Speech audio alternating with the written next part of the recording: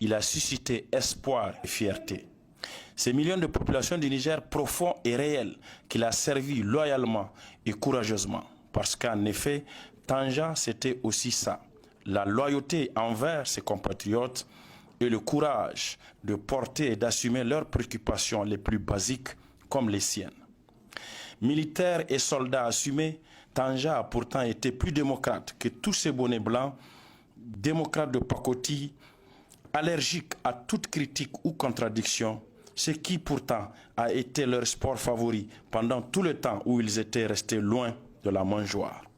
Fruit du régime d'exception et du parti-État MNSD, Tanja Mamadou a été plus proche des populations et de leurs préoccupations que ne le seront jamais ces démocrates de velours et politiciens de salon dont la particularité au contraire a été de se mettre au-dessus du peuple.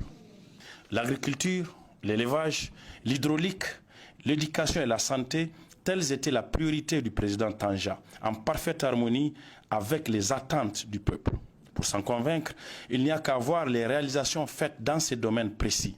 Loin, très loin du bling-bling offert aux Nigériens depuis quelques années, véritable écran de fumée qui cache la vérité, celle de la misère crasse des millions de Nigériens privés de l'essentiel vital.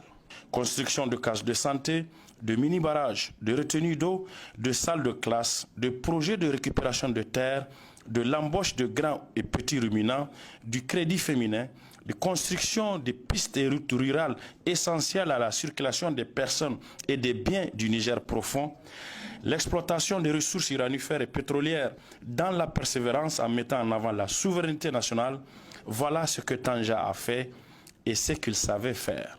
En réalité, sans être bardé de diplômes clinquants, mineurs ou majeurs, c'est la mode semble-t-il, Tanja Mamadou connaissait les problèmes de développement de son pays. Il savait quoi et comment faire pour y apporter les réponses adéquates avec promptitude et efficacité. Un contraste avec toutes ces théories bidons de cette génération d'ingénieurs, de docteurs ou professeurs en ceci et cela, mal à l'aise dans la gestion de l'État. Malaise qui cache en vérité leur incompétence et leur incapacité à répondre aux défis de développement du pays par le déni de la réalité.